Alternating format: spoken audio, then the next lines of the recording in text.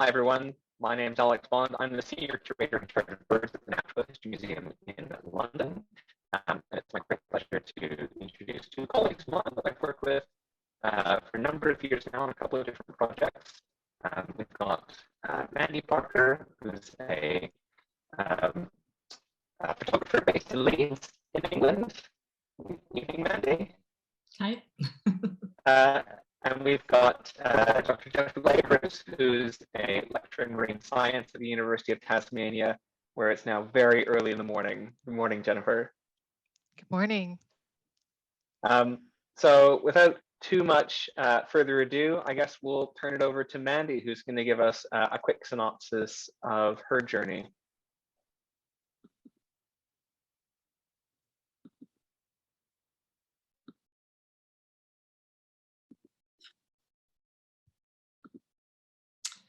Hello, everyone. I'm going to speak about my unnatural journey with plastic, which has sort of continued over the last 10 years.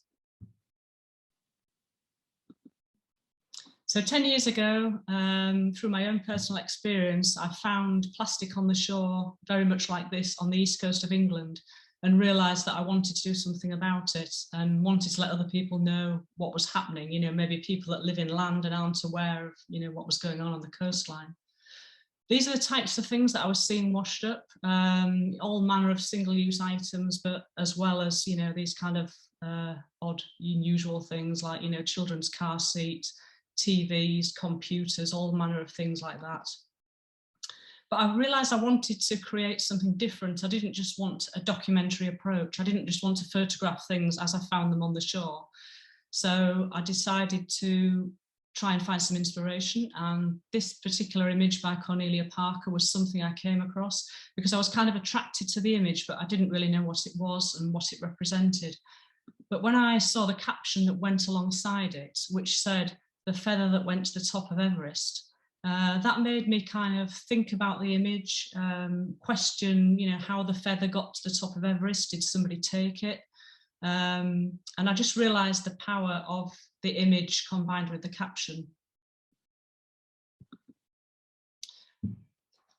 This is the first project that I did called Indefinite, kind of based on that thinking really, the text combined with the caption and realising how that powerful that could be. This project was called Indefinite. And the first image shows how long it takes for plastic, sort of thin plastic line to break down in the ocean. And on the right is a plastic bag, which took 1 to 3 years. Plastic bag handles, 10 to 20 years, and PVC fisherman's gloves, 30 years. I realised that I was sort of creating a timeline through the different materials of plastic and how long they took to degrade.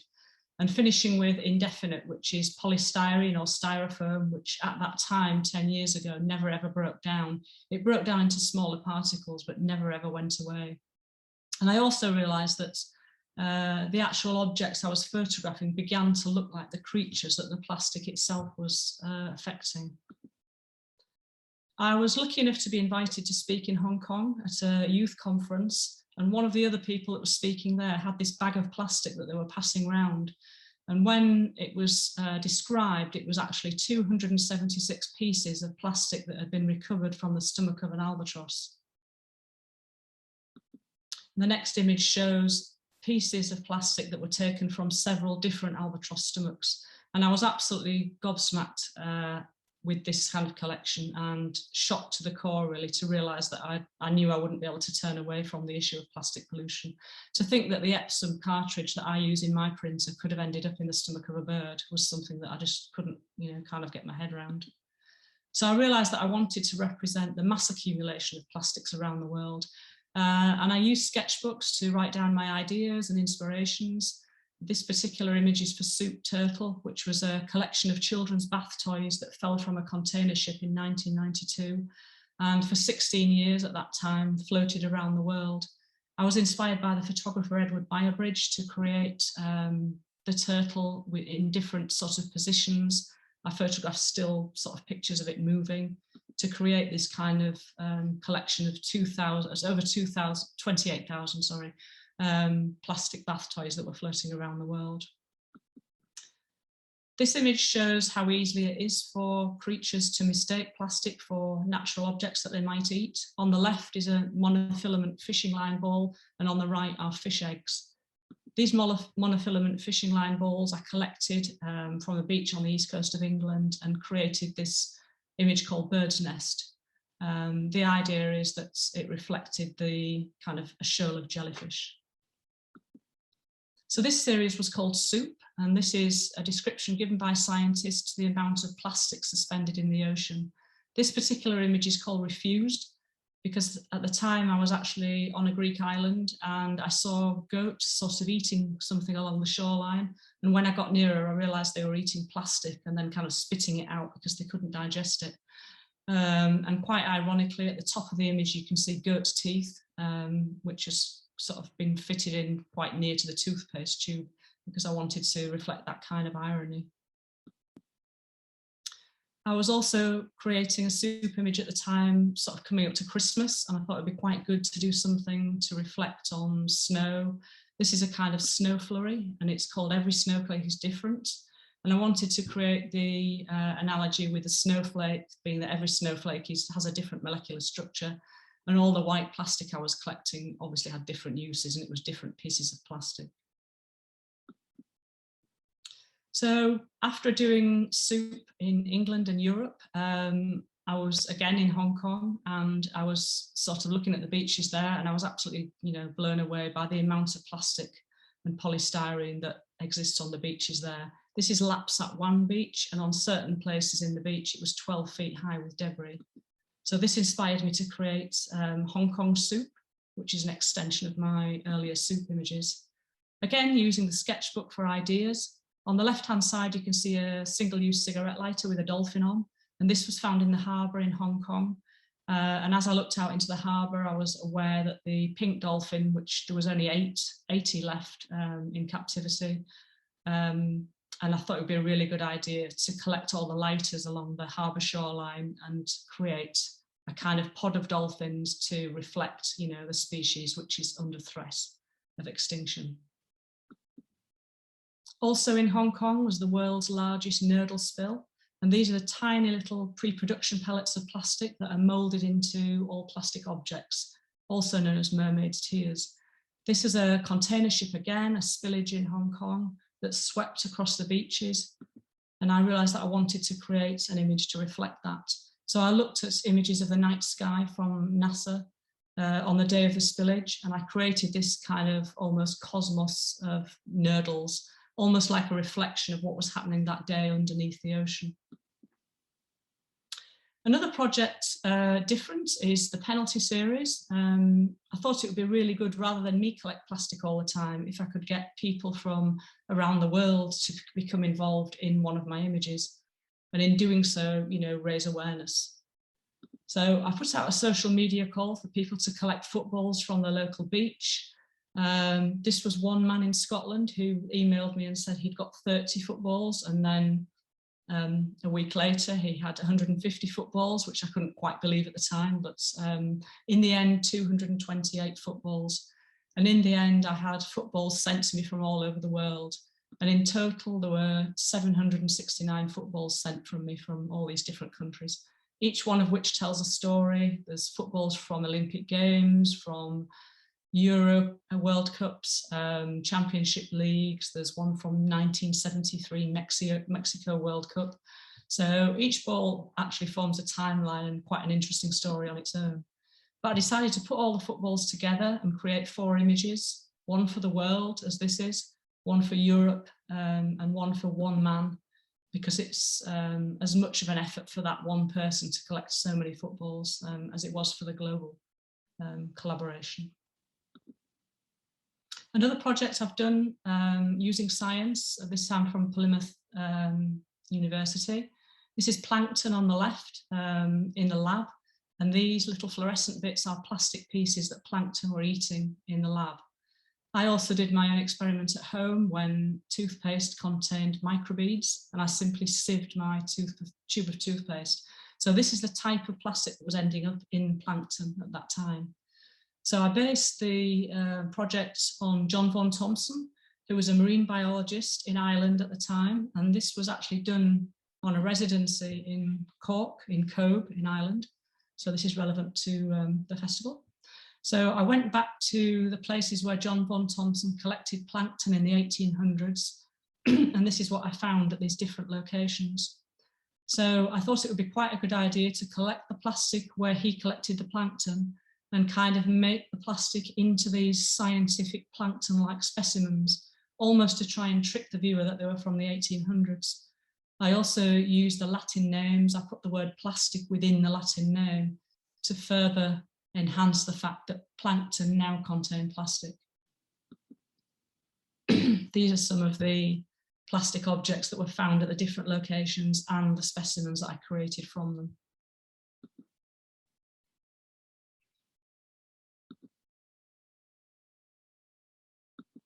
I decided rather than just keep the project as a set of images, I would really like to create a book. So I created this science book to make it look like it was from the 1800s and try and trick the viewer to make them thinking they were looking at science when they opened the book. This is the actual published book that I created. And I recreated the memoirs of John Vaughan Thompson using the same type and the kind of mould from the pages.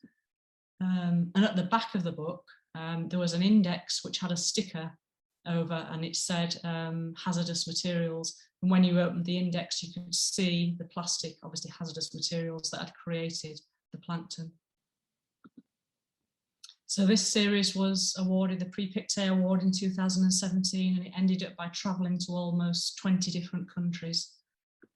Along with the exhibition, were the science, the original science photographs, microplastics in tubes, and also plankton samples from the 1800s. So it gave the viewer a really good overview of the issue as well as the photographs.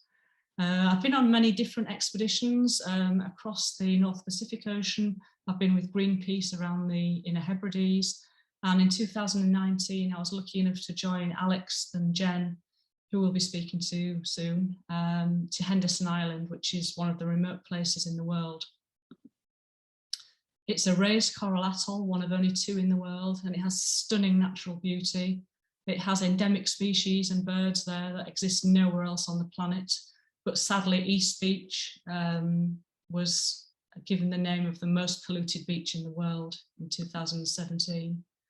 This is just an example of how difficult it was to get there, because sometimes you don't realise what goes into creating work and you just see the final images.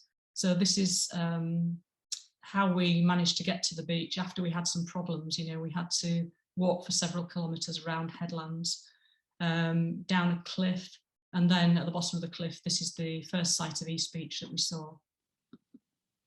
So I decided to create three different series from Henderson, because I just felt I couldn't just do one alone. It didn't just seem to do it justice.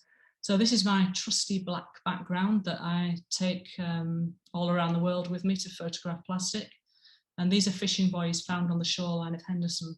I decided to create this series called Lunacy because I wanted to create the fishing buoys to give them this aesthetically appealing kind of feel, and also make it feel like they were in the sea. So I've got this lunar kind of sea. Also at the same time, I wanted to eclipse the fishing buoys with objects that I found on Henderson. So almost the fishing buoys are kind of a metaphor for Henderson Island itself being eclipsed by the plastic objects. So these are just some of the objects that I hung on fishing line found on Henderson in front of the fishing buoys. And the background is moving plastic bits from Henderson Island. In total, I created 72 different moons and 56 different eclipses from the objects. And these are some of the objects that were found in the cave on Henderson.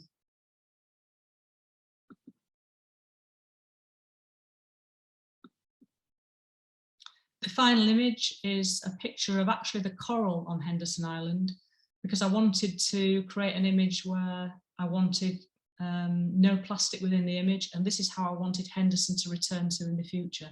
So this is actually a spherical picture of coral and coral dust. The second project I did from Henderson was using a camera that was created for me using 9 different areas of plastic and from 9 different countries. It was actually a working medium format film camera, and I carried this all the way to Henderson Island to use there because I thought it was really good to collect plastic from all over the world and then finally take the picture on Henderson Island. Amazingly, it took photographs after being transported through lots of different means of transport. This is Henderson Island looking south after the cleanup. This is a plastic toy gun that was found on the shoreline. This is a double exposure.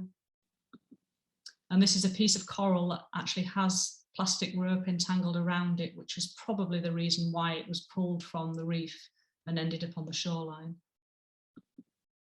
The final series I did on Henderson Island was called Shelf Life. This is me photographing some of the plastic items within the cave on Henderson. This is called Shelf Life because I had the idea that everything really that we found on Henderson in terms of plastic probably started its life off on a shelf, either in a factory or in someone's home or on a shop shelf. And then it's travelled more than 5,000 kilometres to get to Henderson Island, and then it's ended up on the coral shelf. This image shows plastics that have been bitten by sharks and turtles and fish. You can clearly see the teeth marks there, and also represent, how plastics degrade into microplastics, which are, more detrimental than the larger objects. This is another picture from Shelf Life, again showing fishing line and trying to create the coral reef surrounding Henderson. And this image shows 45 different brands from 25 different countries that were found on Henderson Island, and to kind of again recreate this coral floor from this huge accumulation. This is some science that was done by Jen and Alex while we were there. The plastic bottle on the right-hand side held all these hermit crabs, which you can see on the left-hand side. What had happened is the hermit crabs had crawled into the plastic container and then sadly got trapped in there and couldn't get out. So 526 hermit crabs were painstakingly counted by Alex and Jen, and research was done by them on the island. They very kindly loaned me all the hermit crabs, which I took back to the ship and photographed them on a rolling ship to create this image of almost a kind of a graveyard of all the hermit crabs that sadly lost their lives through plastic. This image was actually used in a scientific research paper that Jen and Alex published. So my work has been used in publications in more than 50 different countries. This example through National Geographic. It's also been exhibited around the world. This particular exhibition I like because it's actually in situ on the beach in front of the sea, and it's in a community where people can easily access and read about the issue. This week I was lucky enough to speak for the Zero Pollution Green Week for the European Commission. So again, just to show how art has the power to reach people, which is something I never would have imagined 10 years ago.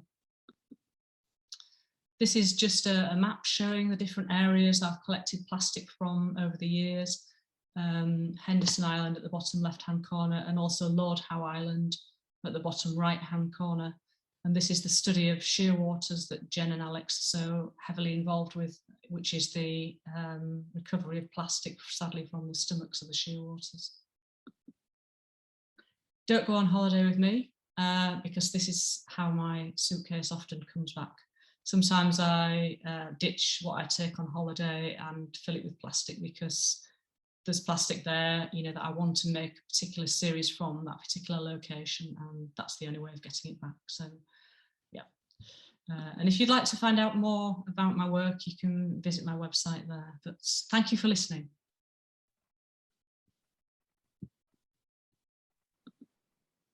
That's brilliant. Thank you so much, Mandy. Yeah, some really harrowing images, thinking back to that suitcase that we had to look through all of the airports in the South Pacific to get back home. Thank you very much. I've got some questions to ask both you and Jen. But if any of you watching have questions, you can pop them in the Q&A box at the bottom, and we'll try and get to some of those at the end. So, Maggie, my first question for you really is, when did you start, and why did you start working with scientists to explore this issue of plastic pollution? And tangentially to that, how did you and Jen meet? Well, I suppose I've really always started with science, more research than scientists. When I started the Indefinite series and sort of photographed individual items, I had to find out how long they took to degrade. And I didn't, that's not something I could guess. So I researched on the internet and read different research papers. And then the Beyond Drifting, that came from Plymouth University. And actually the two samples I showed on that presentation, the plastic arrangements from the albatross chicks' stomachs, were actually Jen's samples, which I didn't know at the time. But I gradually read more about the sheer waters and about the work Jen was doing on Lord Howe Island. And I wrote to her to ask her if I could possibly, join her to go to Lord Howe Island, because this was something I felt very strongly about. So I suppose from the beginning, it's always been linked to research, but in the latter years, to actually accompany both you and Jen on expeditions, which I'm so grateful for. That's brilliant. Sorry, folks, just trying to sort out some connection issues on my side. And I guess, Jen, from your perspective, why did you start collaborating with artists and Mandy in particular?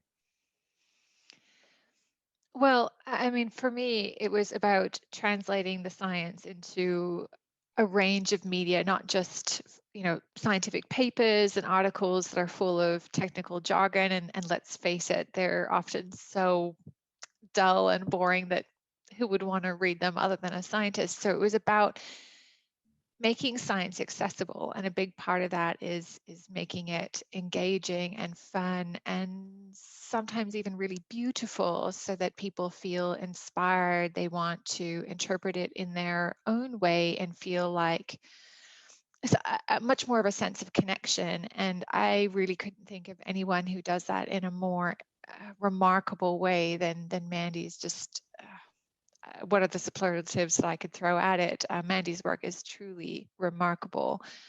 And so when she approached me and said, do you have some samples you can send to me? This is kind of roughly what I have in mind. I was just completely floored and said, absolutely, I'm going to send some samples your way. And so, like the footballs and so many other things, some of our scientific samples from the Southern Hemisphere went on some pretty remarkable journeys to the other side of the world and back again. And what she was sending back to me was just always blowing my mind. And so this incredible relationship has crossed the globe and now spanned, must be getting close to half a decade or a decade now. So it's been a wonderful relationship. Yeah, I mean, I think back to the, particular, Mandy, the photo that you showed of the hermit crabs that you took on board the ship at Henderson, which we used in the paper. I mean, when we emptied out that bottle, it was just, a pile of shells, and that conveyed some message. But when you framed it just the way you did, it was absolutely perfect to get across the story that we were trying to tell. Mandy, we've known plastic has been an issue for quite a while now. The first case of plastic being ingested in birds is now more than 50 years ago. But plastic production and plastic pollution are still increasing, in some cases exponentially. What do you think the key ingredient is that we're missing? I think the key is legislation. That there aren't any sort of global legislations or treaties, to stop plastic. I think, the world needs to come together, because, it's fine having things happening in one corner of the world, but plastic has no borders. Where plastic enters the ocean in one country, it can end up, on another land, another continent, somewhere else. So I think we need key objectives, we need guidelines. The public don't even really know what they're supposed to do with plastic. A lot of people don't even know whether they're supposed to recycle it now, because we know that it ends up in Asia or China or Turkey.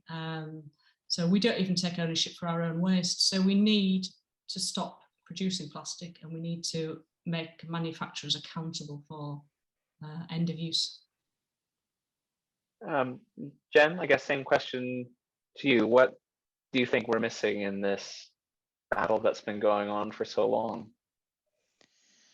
Yeah, I think a big part of it, and it's recently emerged as part of the conversation, is the issue of fossil fuels and subsidies in this greater kind of plastics problem. So around 4 to 8% of fossil fuels are actually extracted for the purpose of plastics production.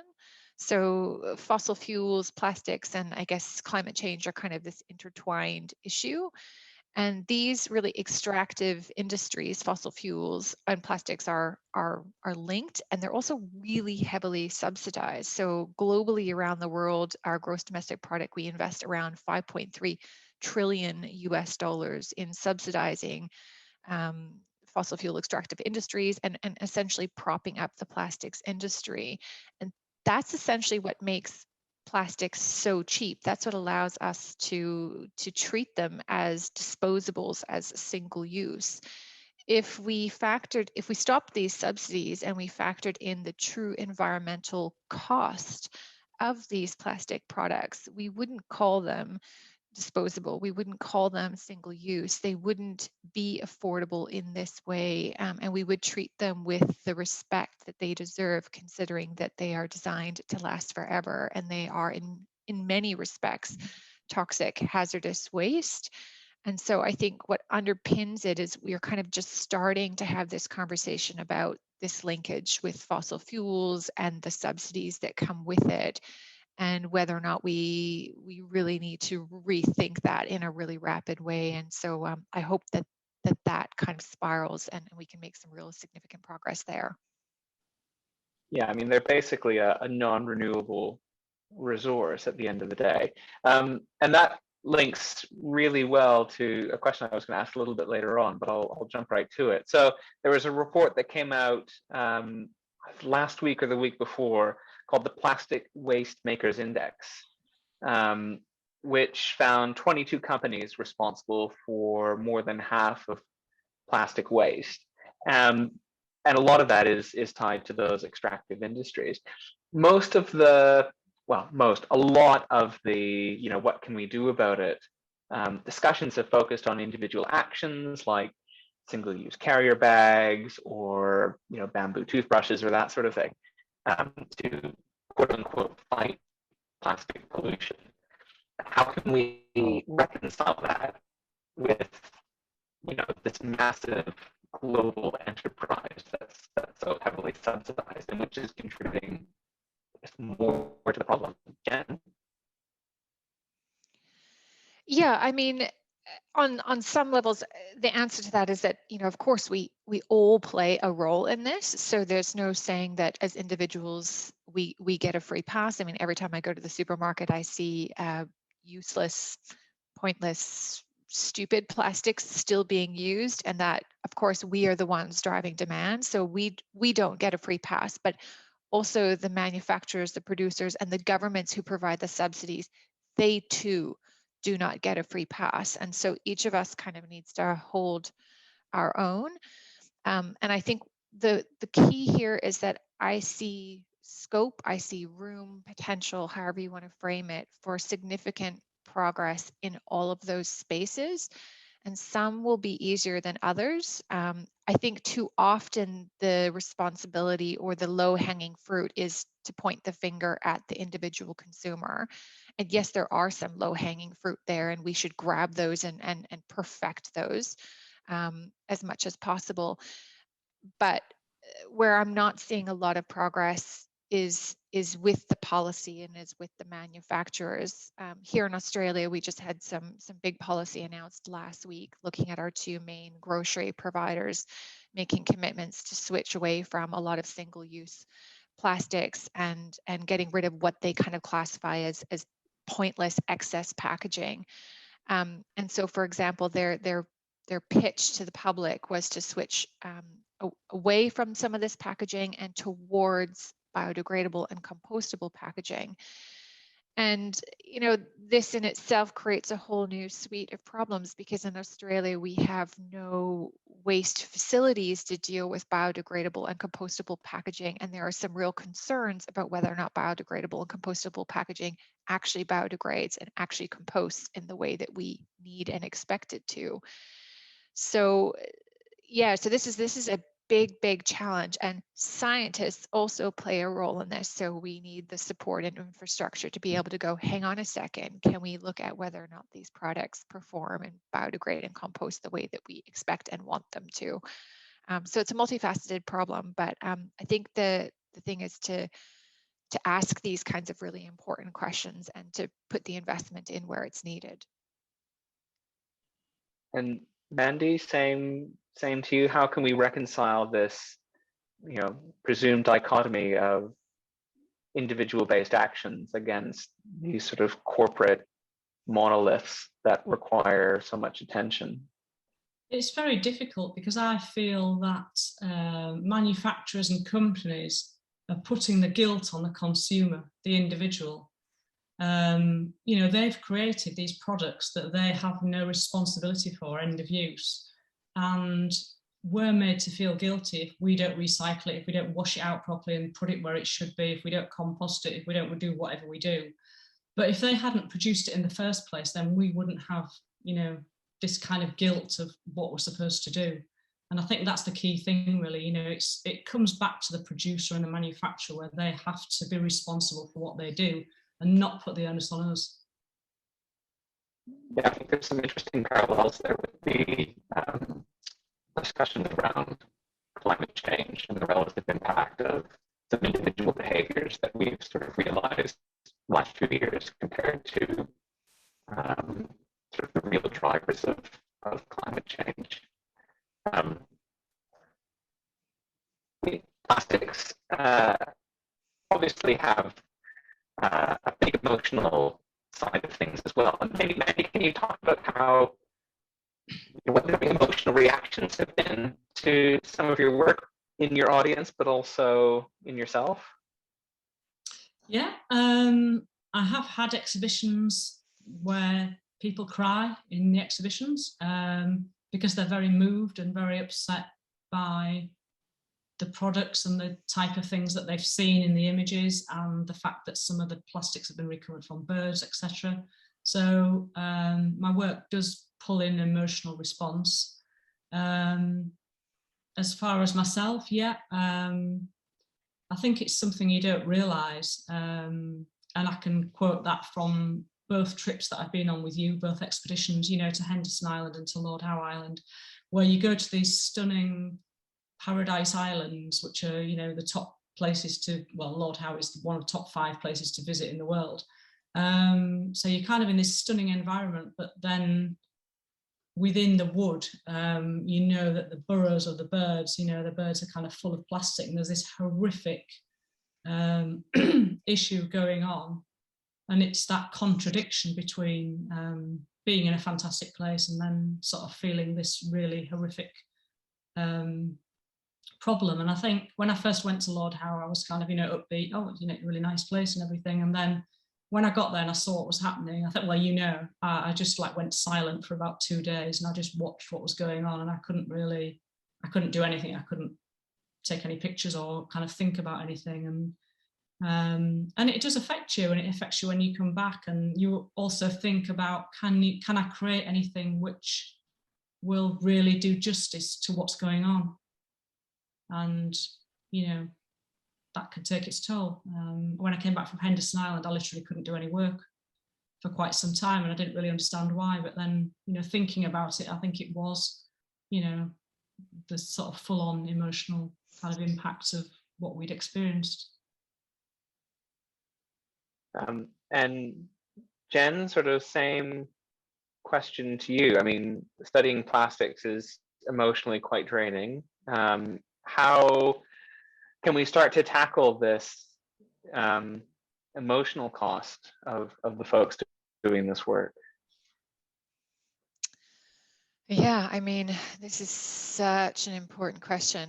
As Mandy said, going to Lord Howe Island, I've just come back 2 weeks ago, is tough. It's an incredibly spectacular part of the world, as so many of plastic field sites are, and yet it leaves you not reeling from the beauty of the place or how fortunate you are to go there, but from the other aspects of what you've witnessed.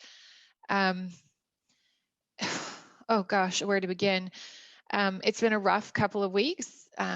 April, May now kind of really throws me for a real loop, and you can probably tell I'm kind of struggling to find words. I came back from Lord Howe the other week and basically got asked right away to go and give a 1-hour guest lecture. And it was kind of at the end, I always am encouraged to kind of leave people with a sense of hope and inspiration and those kinds of tones. And I just decided that 2021, after everything that happened in 2020, it was a bit of a breaking point for me. We've come up with a term. I'm really encouraged that this kind of global environmental suffering that we're all kind of going through, watching what's happening with the natural world, has a name. It's called eco grief, and that helps to give it a name. But broadly, I felt like we weren't really talking about it, or at least I felt like I wasn't really talking about it. So I went and I gave this seminar, and I kind of saved about 10 minutes at the end of it, and I just kind of said, like, I'm just not gonna do this anymore. I'm gonna speak my truth about what I'm witnessing and what I'm experiencing and what that's doing to scientists who are kind of dedicating their entire careers to one thing, and despite all of their best efforts, all of their enthusiasm and passion and time and money and energy, are feeling like we're going backwards. And I just spoke really honestly for about 10 minutes at the end of my talk, and it was probably some of the most influential 10 minutes ever. The response of the audience was really visceral and surreal and really positive. And so I think that's maybe how we move forward from here, is as I've felt this intense pressure over my career to always leave on a sense of hope. Hope has been this really key word. And I think maybe now my key word that starts with the letter H is honesty. We tell people the real truth. I think that's what people expect from scientists. So it's not just hope anymore. It's let's get real, let's be honest. Yeah, that definitely rings true. Mandy, plastics, I mean, do you sort of view it as a Pandora's box? Is the genie out of the bottle, to mix metaphors? Are we doomed? No, not are we doomed, but yeah, have we unleashed something upon the world that we didn't quite know what it would turn out to be? And is it too late? Well, it has gained so much more media attention over the last few years. When I first began sort of 11 years ago, I knew obviously beyond that, very few people had heard about it, especially as a problem in the ocean. So yeah, it has gained momentum. There's a lot of awareness, there's a lot of talk now, but commitments are slow, and I don't think enough is being done, especially on the back of the fact that, 30 to 40% increase in plastic in the next decade has been spoken about. And yeah, I mean, it is a Pandora's box in a way. There's so many different issues that lead from one to the other. But I think, again, that's a problem with clarity. There's so many things going on, and, nobody really knows. Nobody's really got a grip of it. So yeah, it is, but it shouldn't be. Yeah, and that sort of is quite interesting. You say nobody's really got a grip. Where do you think, what's missing? Where should we start to focus some of our work now? I think just clear planning, and I think we need to design out waste. It's key. Producers and manufacturers, they're designing all these products because it's cheap, and it makes them a lot of money. But we're left then with a product that nobody wants, and we're left with waste. If we didn't have waste, if we had this circular economy where waste wasn't an issue, then we would have no problem. So, it's it's going to take time, but, we need to get on with it now, and, design out waste is what I say. And Jen, where do you think in terms of the scientific research, where do you think we need to be heading?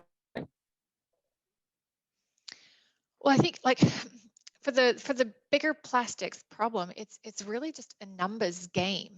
I mean, if we really want to be stopping the kind of the road that we're on, we need to be matching numbers for numbers. So if we look at the statistic that Mandy just quoted, which is, predictions that plastics is going to increase by 30 to 40% in the next kind of foreseeable future, then those are the kind of commitments that we need to be seeing from government, from policymakers, and from the plastics industry, that we look to see single-use disposable convenience-based plastics reduced, production and manufacturing reduced by 30 to 40%. I mean, hold your breath. I don't see that happening, but we would need to see those kinds of things matched in order to see plastics inputs into the ocean, into the environment, consumption and production coming down 30 to 40% in order to bring that down, to match it number for number. And I just don't see that happening. And you look to what's happening with climate change now. We need to be getting to net zero in order to see a positive impact. That's essentially what we need to be aiming for in plastics. We need to get to net zero. So we basically need to bring plastic production to net zero. And the policy change that we're seeing so far is kind of nowhere in that realm. We're talking about, knocking off the top 1% of plastics, just those little single-use straws and cutlery and things like that. That is not net zero. We are not yet having that conversation in the plastic space. So from a policies perspective, that's where we need to be going. That's not answering your research question at all. I mean, have we got the science? Is it just a case of getting on with it? Or, do you think there's still, have we just talked about this enough and we know that it's not a good thing? Or do we need more? Is it just incumbent on the policymakers to get their act together? Or is there something that they're waiting for, or that as scientists we can provide them that would light a fire under their backsides? Yeah, great question. I mean, I think hopefully you would agree. I think as scientists, we don't have all of the answers, and we probably never will. There are still some fundamental questions in the pollution research space that we haven't yet answered. So for example, is plastics capable of driving population trends? Can plastics drive populations to decline? We haven't quite demonstrated that yet. We, I think, collectively would take a big gulp and say, yeah, probably there's enough information out there to strongly suggest that that's what's happening, but we haven't demonstrated that in a really comprehensive way yet. But is there just a wealth of knowledge and information out there on virtually every other aspect of the pollution problem? Yeah, we're really, really getting to that point. The key question is there enough data, information, knowledge, understanding out there for policymakers to be able to make the cold, hard decisions about limiting production and consumption to a point where it actually makes meaningful change happen, so that we're not looking down the exact same path of what's happening with climate change 40 years on? We're still talking about this same issue and we're not actually doing a whole lot. Yeah, we are already at that point with pollution science. We already have enough information to know how much is out there, rates of contamination, what it's doing to wildlife, the risk it poses to human health. That information already exists. A lot of that science is absolutely bulletproof. We can and should be making those hard and fast decisions now. Do we know every single answer? No. Even when we do, climate change, as an example, we still sometimes don't make the right decisions. So we cannot keep saying that we're going to wait for just one more little bit of data science. We just can't. We have to move now. Yeah, I think there's some interesting parallels in terms of the evidence base around, look at things like tobacco use or climate change, and the lag that can happen from the policy side. Just a reminder to folks watching, if you've got any questions for Jen or Mandy or myself, you can pop them in the Q&A. We're going to get to those very shortly. So just to wrap up, Jen, I think one of the interesting questions, I mean, you've been working in plastics pollution for almost 2 decades now. What's something that you know now, but that you found absolutely, utterly surprising, even just a few years ago, or when you started your research journey? Great question. Gosh, when I started working on this, as you say, like 2 decades ago, I kind of looked to some of the other big environmental issues like climate change and looked at the journey that they'd gone through or been on as a bit of a inspiration or kind of for some advice. And looking at plastics versus climate change, I kind of considered myself really lucky, which is a bit of a weird phrasing to use. But if we compare the two, so, I look at them like my forefathers, so the scientists who were working on climate change at the time and for decades before me, they faced an enormous uphill battle. So they were essentially working on a pollutant that you couldn't see, couldn't smell, couldn't taste, couldn't touch. The pollutant was CO2. And there's some incredible stuff that's been written about, Hansen and others walking into US government and basically trying to convince the president and the Senate that this pollutant was of not just national concern, but global concern, and that this thing that they couldn't see, couldn't touch, couldn't smell was going to transform society.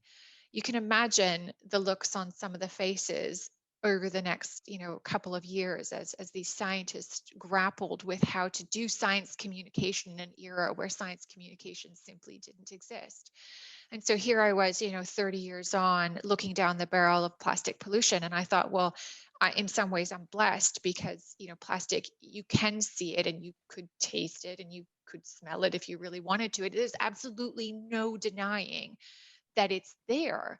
And so I thought, well, I've got this in the bag, like this is a no-brainer. People are going to jump all over this and we're going to act and we're going to ace this. And this is going to be one of those environmental challenges that we are just going to be like an ace in the hole. We are going to jump on this as a global society. We're going to unite.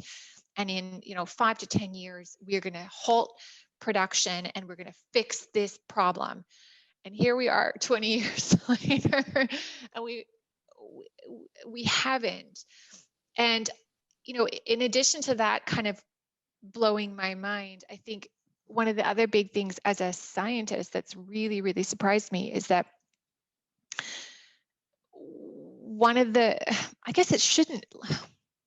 it shouldn't surprise me is that one of the biggest threats that plastic poses, this is really ironic, I'm just realizing how ironic this is the harm that you can't see. It's the nanoparticles, it's the microplastics, it's the damage that happens when these particles are ingested or inhaled by wildlife or by humans. It's all of the stuff at the tip of the iceberg that we, for the better part of 10 years as scientists, weren't even considering. We were looking at the really graphic macro-sized harm, entanglement, and stuff like that. I guess the lesson there really is that we underestimate the scale and severity of environmental issues, particularly when we first start to document them. It takes us a great deal of time to fully comprehend. And that just emphasizes how much more quickly we need to move on things. Yeah, brilliant. Mandy, the same question to you. I mean, looking back at your first projects, the footballs, over the period that you've been working on plastics the last decade or so, what just utterly surprised you? What bowled you over? Probably in the most recent years, actually, I think, and I've touched on it again, is recycling. I didn't realize that recycling, in a way, I feel is a kind of a distraction in terms of the fact that, less than 9% was recycled in the UK in 2018 and less than 5% in the US in 2018. It's just, people are so focused on it and they think they're doing great for the planet by washing out all their products. And, you know, you only need a refuse truck where one person hasn't washed out one of the plastic canisters, and then all that is never recycled. And the fact that it was all being shipped to developing countries was something I wasn't aware of until that came into the news. And I was utterly shocked to think that we were sending like container loads and shiploads to Malaysia and places like that when they can't even manage their own waste. They don't even have an infrastructure for their own waste, let alone, you know, receiving dump loads from us. And also that, you know, it's been said that all the plastic that's ever been produced, ever, unless it's been burnt, it's still with us on the planet.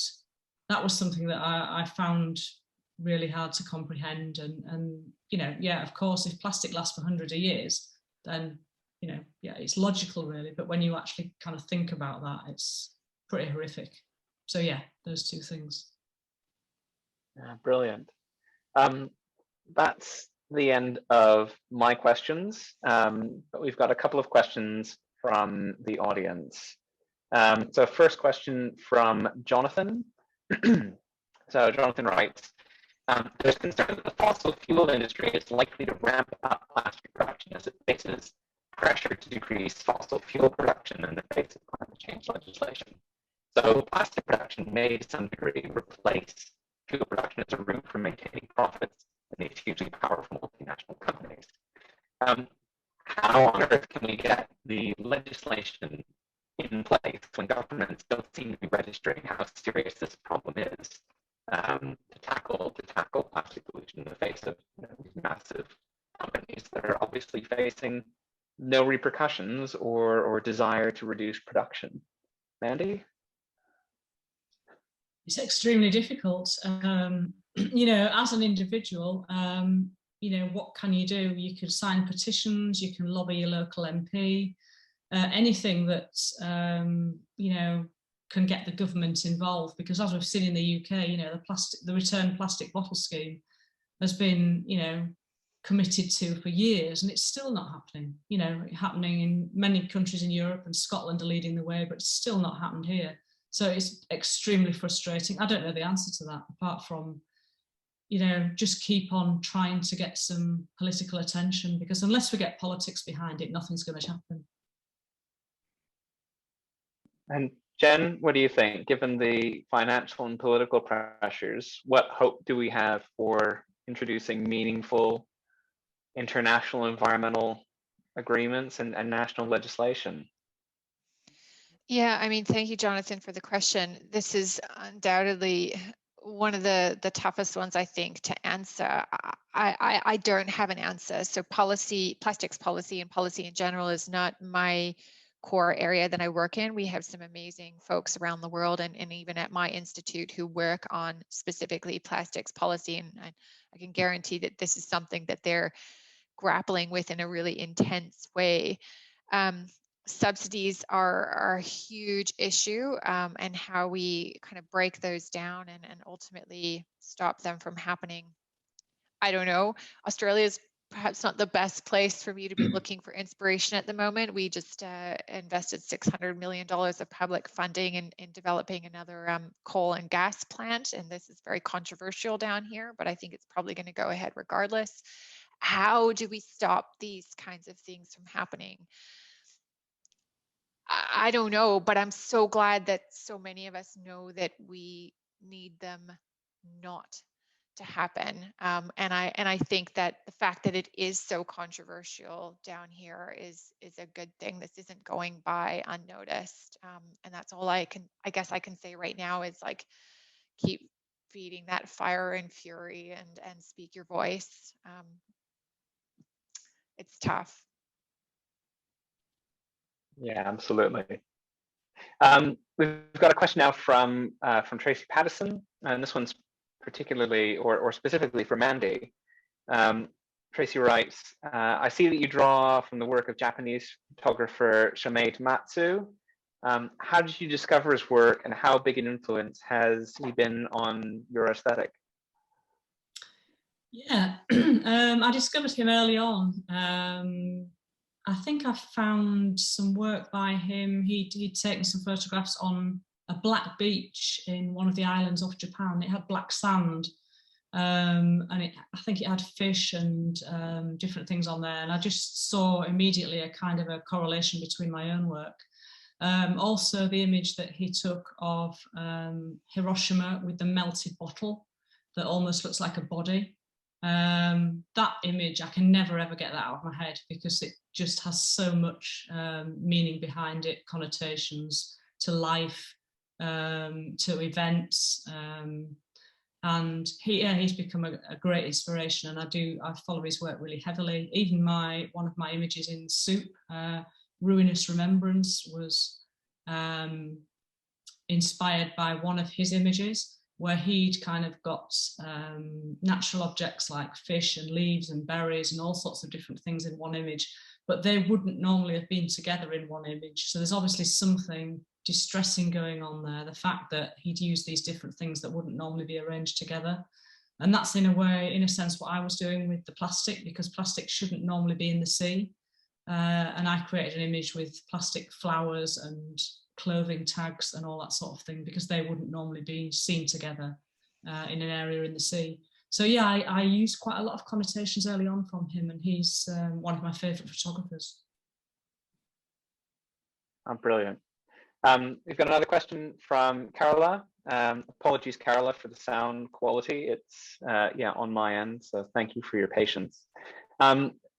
She's asking basically, how much of a danger do you think greenwashing is? Now, Jen, you talked a little bit about this in terms of compostable and biodegradable packaging, but how dangerous do you think that deception is, combined with everything else, recycling and just general waste production? Jen, do you want to start with that one? Yeah, sure. I think it actually is quite dangerous and damaging. So it seems to be really widespread. And even once science starts to kind of try and keep pace with all the various materials and products that are out there, there's an incredible amount of pushback from those individual producers or the industry. So overcoming the greenwash that's already out there is a really significant uphill battle. So for example, and this is just one example, last year we did a study on biodegradable balloons, latex balloons, and normal latex balloons. So products that were very clearly labeled as biodegradable and just normal latex balloons. And we exposed them to a range of what we call environmentally relevant conditions. So seawater, freshwater, extreme heat in a commercial composter, and looked at how the biodegradable balloons and the natural latex balloons behave to see if the biodegradable balloons actually biodegraded or exhibited any other kinds of unexpected behaviors, I suppose. And essentially what we found over approximately a 3 to 4 month period is that not only did the biodegradable balloons not biodegrade, but in some cases they actually gained mass and took on water and did all these kind of quite unusual and unexpected things. And so there was essentially no evidence whatsoever that the balloons were performing according to expectation or living up to society's standards and biodegrading as we would have been led to believe by the marketing on the packaging. And despite that, despite the quite rigorous treatment that we exposed those balloons to and the scientific process that they went through, there's been quite intense pushback from industry saying that the science is invalid and continuing to push ahead with some of the claims that have been in place since the 1980s, saying that balloons degrade at the same rate as an oak leaf and things like that. And so that is just one example for one product. There are these claims that products are biodegradable and compostable and stuff like that for, gosh, innumerable products already on the market. And those products already exist. And what's happening right now around the world is governments are increasingly racing to shift away from single-use plastics and to replace them, we need something to replace them. And so now what's coming online is a lot of biodegradables and compostables as that replacement material. The problem is that when we race ahead with things, a lot of producers come online and say, yep, okay, I'm ready. I can fill that niche. I can fill that market. I can meet your demand in the time frame that you've set, because a lot of governments are saying we need to achieve this goal within 2 years or something like that. And for a lot of these products that are actually, sustainable, actually biodegrade, actually compostable, and meet a lot of standards, good environmental standards, it takes time for research and development to meet those standards. And a lot of the good players can't meet those incredibly quick turnaround times. So a lot of the players that are coming on market and are just raising their hand and saying, yes, I can deliver, are actually bringing products to market that are less than desirable, and science cannot keep pace with that. I and others cannot keep pace with testing all of these products and saying, hang on a second, they don't actually meet our expectations. And then even when we come forward and say they don't meet our expectations, there's pushback from the industry saying, no, the science is not valid. So I think it is quite dangerous and it is quite misleading, because once the claims have been made that the product is biodegradable or compostable, scientists face a really significant uphill battle. Yeah, brilliant. Thanks, Jen. Mandy, greenwashing. How do we tackle this fake environmental news? Very difficult. And in my own work, examples of that are, I'm constantly asked for by major companies, major brands to use my images.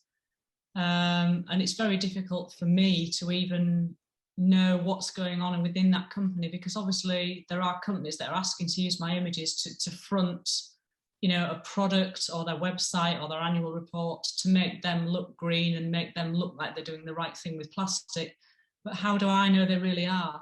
And I spend lots and lots of time asking them lots of questions. And the way I kind of get around that is if they're open and transparent and kind of tell me what they do and all that sort of thing, then that helps. That's the only way I can make a decision. But I don't make many decisions in favour of that. I refuse a lot more than I ever get, because one, I'm not inspired by money, and two, I have to be true to my work.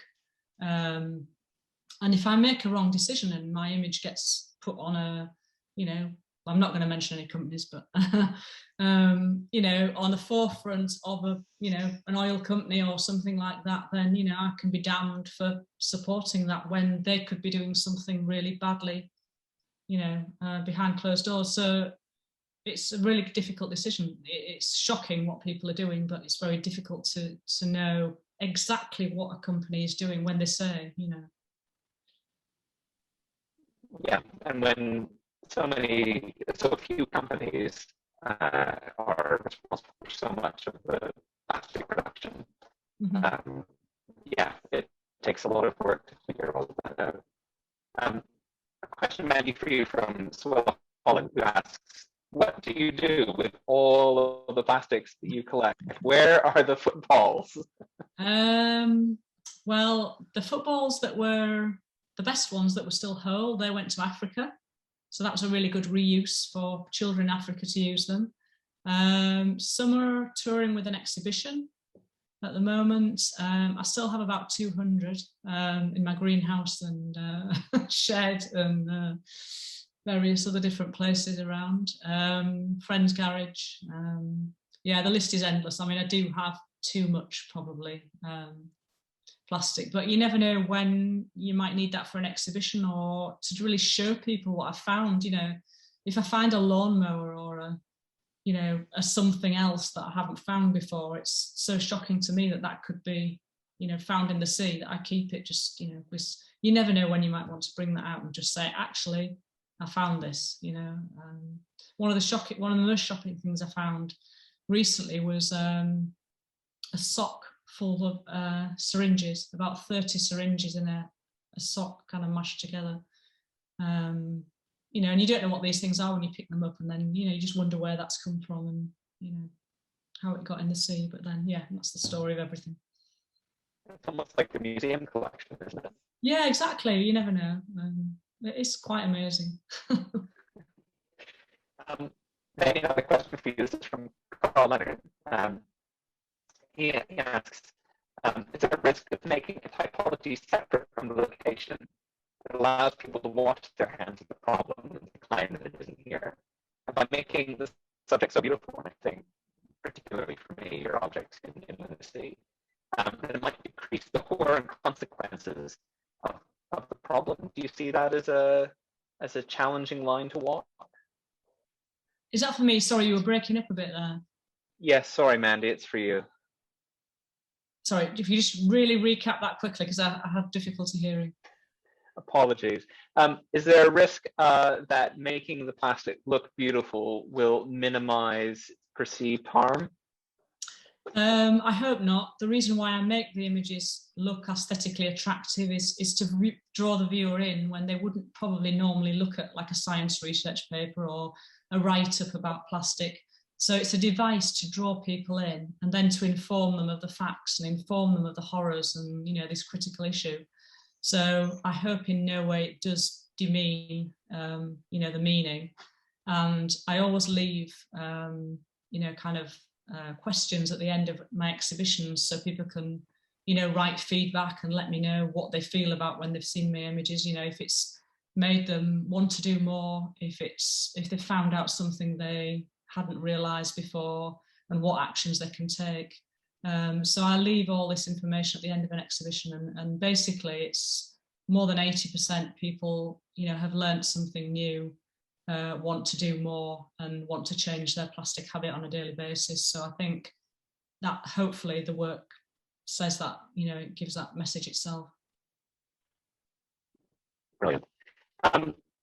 Just before we wrap up, everyone, thank you very much for your questions. I'll ask one final question, first to Jen, and then we'll end with Mandy. Jen, you talked about hope versus honesty. What do you think? What do you want people to take away from a talk like this, or for looking at from looking at some of Mandy's work? Oh, really good question. Gosh. I guess I would say that wherever I go in the world, and usually, like, if I bump into people on the street, I'm still really surprised at the number of people who kind of say things like, for example, like, oh, I didn't realize there were 5 gyres. You know, I'd only ever heard of the Pacific gyre, or the Pacific garbage patch, or some kind of comment like that that really catches me off guard. Because for someone like me and you and Mandy, and probably most of us who have joined today's call, who know something about the plastics issue, and who read about it and would attend an event like this, it feels like, you know, plastics is everywhere. There's documentaries, it's in National Geographic, it's, you know, for me, it's everything I read and teach my students and all that kind of stuff. So I feel like it's everywhere, and folks should know about just how serious a problem this is. But for a lot of folks, it isn't everywhere, and the message isn't necessarily getting to the masses. It's not getting to everyone. And I feel like for global phenomenon like this, global environmental threats, in order to turn the ship around, particularly the rate that we need everyone on board. We can't do this with 60% or 70%. We really need like herd immunity. And so my request, I guess, or my inspiration for people moving forward is, as hard as this can be, is like we need to engage, and this is where artists come in. We need to engage people in this conversation who wouldn't normally engage in this conversation. So we need to find ways of inspiring them to change their behavior, or to attend an event like this, or to watch a documentary or something like that, but to become informed and to change their behavior in some way.